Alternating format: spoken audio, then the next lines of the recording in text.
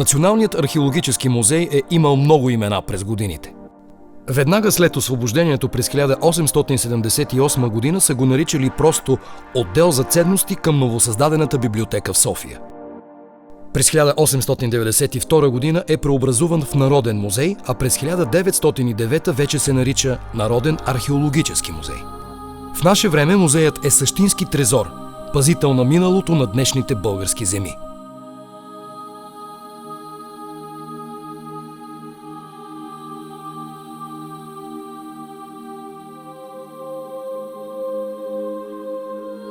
Историята на самия музей е част от създаването на младата българска държава през 1878-1879 година.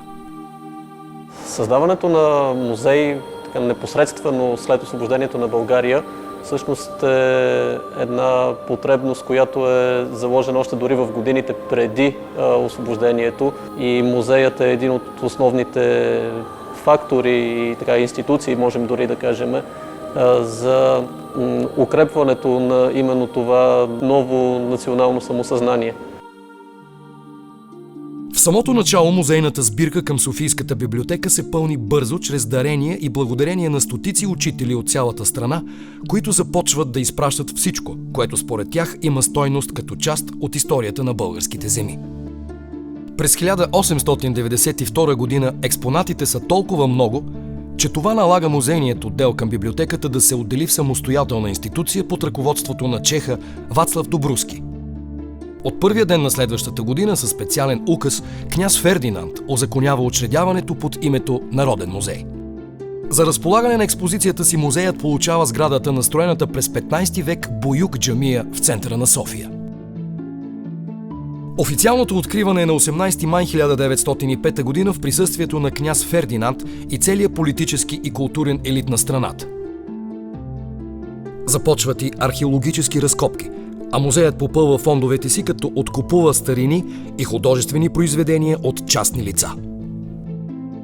Само няколко години след обособяването си, заради богатството и значимостта на притежаваните експонати, така наречения Народен археологически музей в София ще се нареди сред най-важните музеи на Балканите.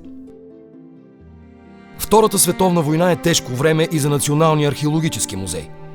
Сградата е засегната от бомбардировките, изгара част от библиотеката и музейната документация. След войната е създаден археологически институт с музей към Българската академия на науките. Народният археологически музей в София е вече открит за публиката. Музеят притежава едни от най-богатите в света сбирки на материали от предисторическата, античната и средновековната епохи. В музей до днес се съхраняват множество находки, придобити по времето на проучвания на Богдан Филов, Гаврил Кацаров, Иван Велков, в последствие Рафаил Попов, един от най-известните български праисторици. В Националния археологически музей се пазят ценни артефакти от различни епохи. Един от най-впечатляващите примери от праисторията е фигурата на богинята Майка, намерена край село Морсалево и датирана 6000 години преди Христа, самото начало на неолитната култура. Други ценни находки са фигура на бик Сездач от капитан Андреево и Карановски печат, едно от първите свидетелства за писменост по нашите земи. Музеят пази амфора от Дованлии, нагръдник от Мезек, открит от Богдан Филов, и прословутата находка от 2004 година, главата на одрийския владетел Сефт III.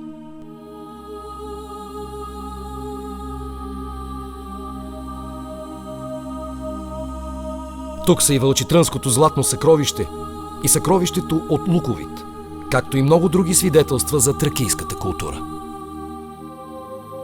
Музеят разполага с голяма колекция артефакти от Римската империя. В експозицията има и друг прелюбопитен експонат – каменен афиш за игри и битки на арената на Сердика. От прабългарския период се открояват надписи на колони, запечатали мирните договори с Византия, и свидетелства за бог Тангра – една своеобразна каменна библиотека.